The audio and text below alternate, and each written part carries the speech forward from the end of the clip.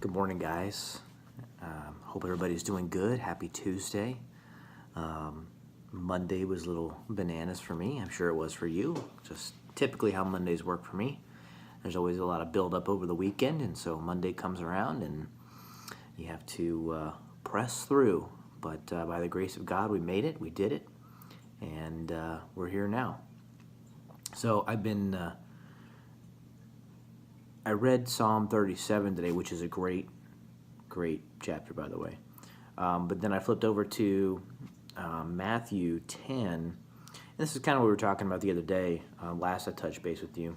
But in Matthew 10, starting in verse 29, it's talking about forgetting about yourself is kind of the main theme in this particular section.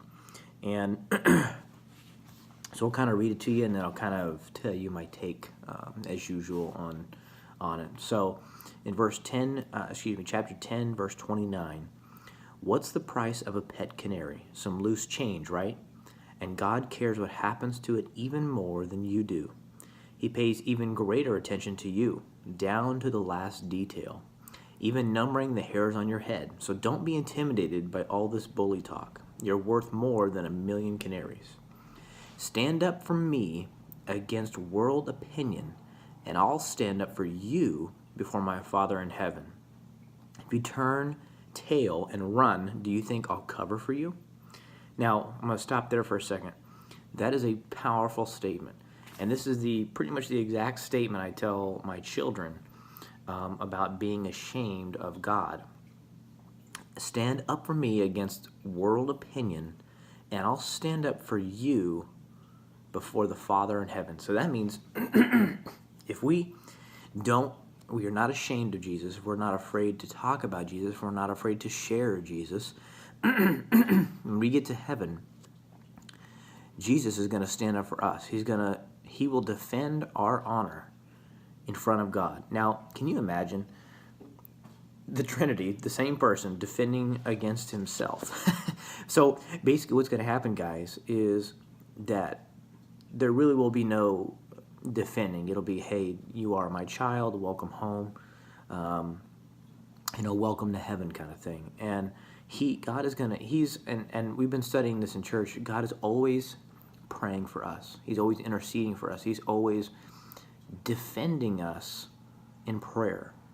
And our pastor's been talking about joining the conversation in heaven that God is having about you. And he's praying for you 24/7, nonstop. And we need to get on his page, and that's about joining the conversation with him. He's praying for us. We need to get on the same page as God. God's saying, hey, we're more than conquerors. We can do everything through him. We can, this and that.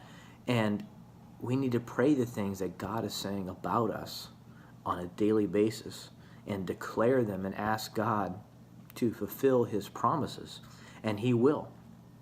And so it continues on to say, don't think I've come to make life cozy. I've come to make a sharp knife cut between son and father, daughter and mother, bride and mother-in-law, cut through those cozy domestic arrangements and free you for God. Well-meaning family members can be your worst enemies. If you prefer father or mother over me, you don't deserve me. If you prefer son or daughter over me, you don't deserve me. If you don't go all the way with me, through thick and thin, you don't deserve me. If your first concern is to look after yourself, you'll never find yourself.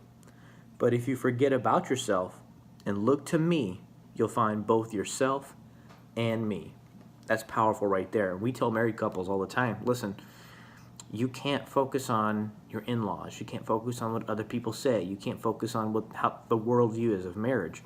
If you do these things, if you do what the world says, what other people say, in-laws' opinions, if you listen to those, guys, it will destroy your marriage. I'm not kidding. Because those opinions change your view of marriage, change your view of your spouse. And a lot of times, it's not good advice. It's advice that they would never do themselves, but they give it to you anyway. So all your advice should come from God, first and foremost. And get in a group with other married couples. Side note. But what he's saying here is, if you try to find yourself, you will never find yourself. But if you seek God first, then you will find God first and foremost, and then yourself. So you guys, your identity is in Christ, not in anyone else's opinions, not in anyone else's thoughts, not in anyone else's really experiences. Your identity first is in Christ. Our responsibility is to be one with Him, is to be on the same page as Him in a relationship, and constantly pray to Him in everyday situation. I catch myself praying when I'm going to my next client, or when I'm struggling for a certain, I need some ideas, or I need some kind of relief. I'm just asking God, hey, show me what to do next. Show me how to handle this. And it's a simple prayer. I'm not breaking down on my knees and folding my hands and lifting my hands up to heaven to say, Lord, help me. Yeah, there's a time and a place for that, but in the meantime, I'm just saying, Lord, help me. And I'll say it out loud, just right in front of anybody. I don't care.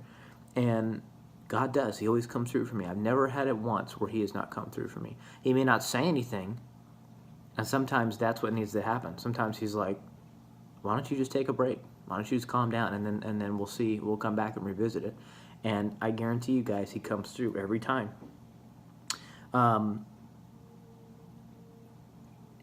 What I want you guys to take from this is to put God first. He cares about you. Like we first started, He cares more for you than the birds, than a million canaries. He doesn't care about the birds. He cares more about you than anything else. And because the birds don't really have a relationship with God. They don't have souls, so they can't have that relationship. So believe me, trust me, He cares about you guys. And today I want you guys to focus on God and pray and seek Him first in your marriage, in your work, in your careers, in your jobs, and everyday activities. Going to the grocery store, guys. It sounds so silly, but it's actually so simple. It's not silly. It's just simple. And we need to press into God because He's first. We put Him first above our spouse, our marriage, anything, guys. And I know it sounds really weird to put God first before your spouse and your marriage and all that, but I promise, if you put God first, your marriage will flourish. There'll be less quarreling, less fighting, less things to nitpick. Because what happens is, as you put God first, He changes me. The only person that can change me is God. A lot of marriage couples go in, oh, I can change him, or they have an expectation of that things will get better. Well, let me tell you something. People don't change people. It's God that changes people. And so, you as the spouse need to pray for that person, but not try to change them, because only God can change their heart, the way they think, their well-being, and they can heal wounds that you can never heal. So guys, put God first. Forget about yourself. Put Him on the top of your chart. Be different today, guys. I love you. We'll talk soon.